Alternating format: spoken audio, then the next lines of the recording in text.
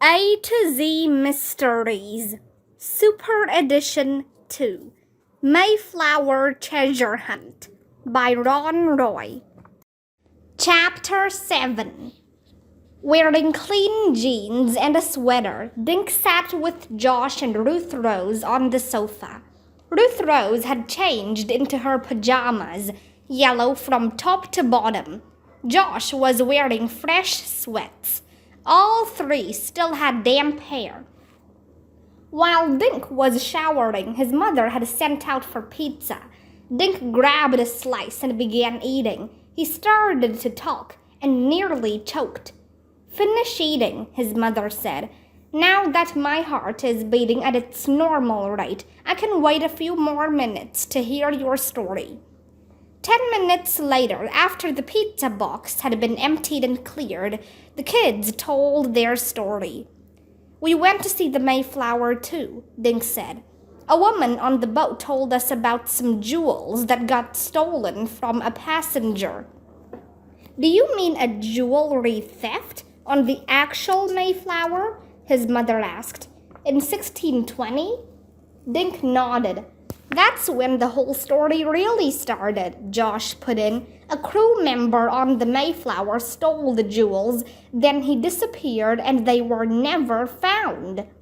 Dink, Josh, and Ruth Rose took turns describing everything that had happened to them that day.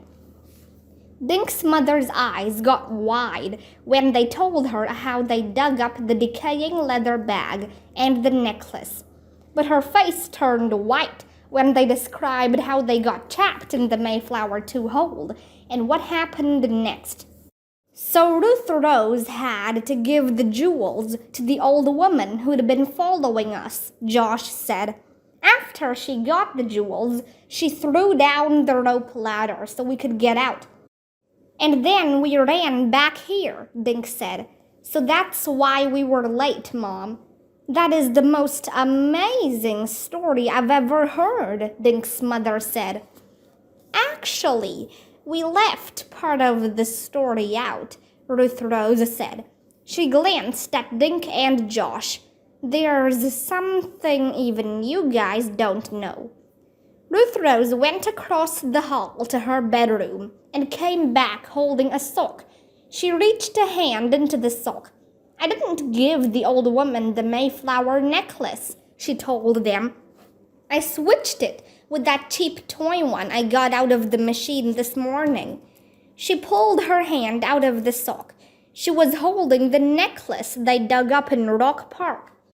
Josh leaped up and gave Ruth Rose a bear hug. "You are awesome," he cried. "How'd you ever pull it off?" "I did it when we were hiding down in the hold," Ruth Rose said.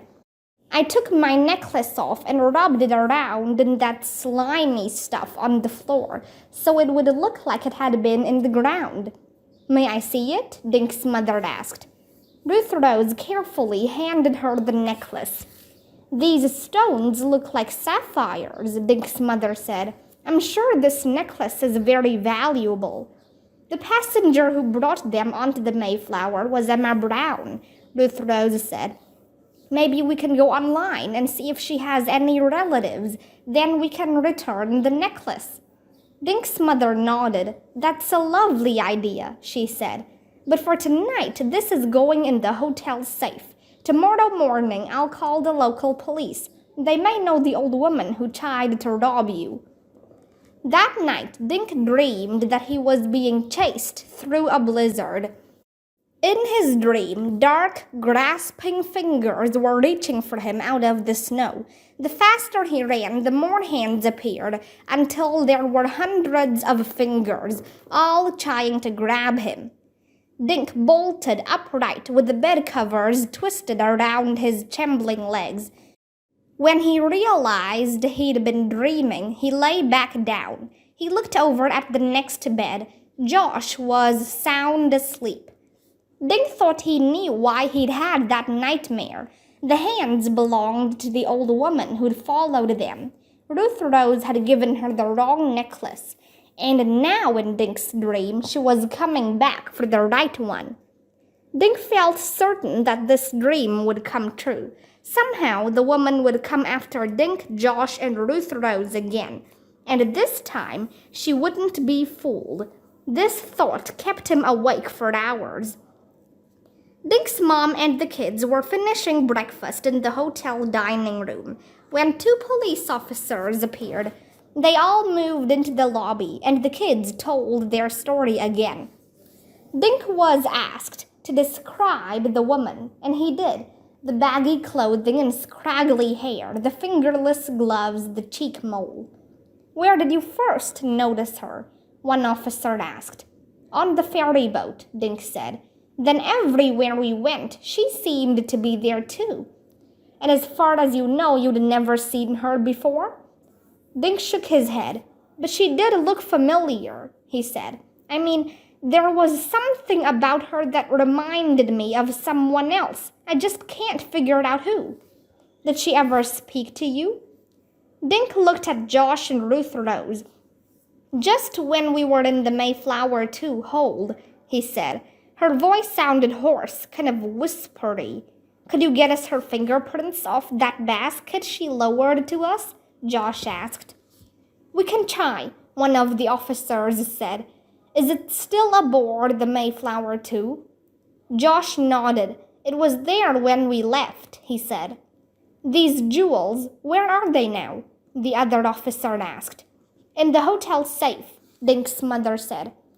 "I called my attorney this morning. He told me they should remain there until we figured out who the rightful owner is." After a few more questions, the officers left. They said they'd put the word out to watch for this woman. "I have to go to the restaurant," Dink's mother told the kids. "Altogether, there will be 12 of us for dinner tomorrow, and I want to talk to the chef. Then I have to do a few more errands. I shouldn't be too long." Dink's mom looked him in the eyes.